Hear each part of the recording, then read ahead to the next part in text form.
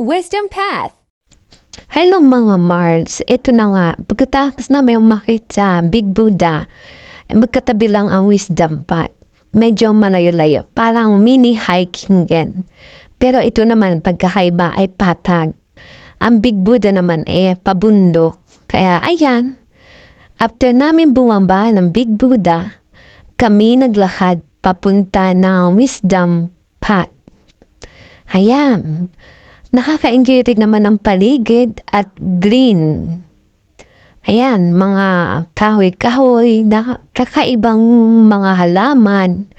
Ayan, nakaka-enjoy siyang tanawin.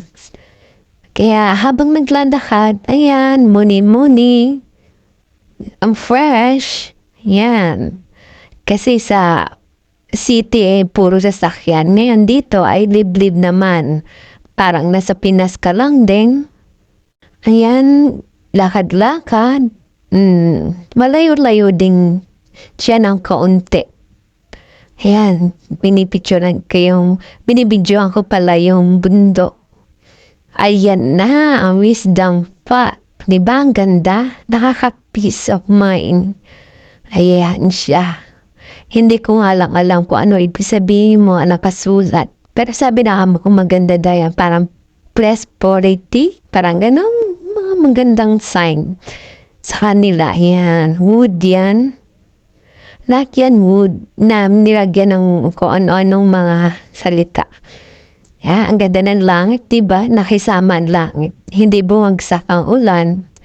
Ayan, hindi rin dyan masyadong mainit. Kaya alam minsan talaga napakaramdam mo napakainit. Yan. Ang ganda-ganda niya. Talagang parang kala mo nasa tuktok ka ng bundok. Pero hindi naman siya kabundukan. Medyo patag-patag siya. Hindi tulad ng Big Buddha, napakataas. Ayan, enjoy sa panonood.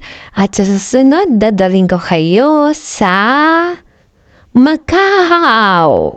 Okay, God bless us. Ingat mga Mars. Bye-bye. See you next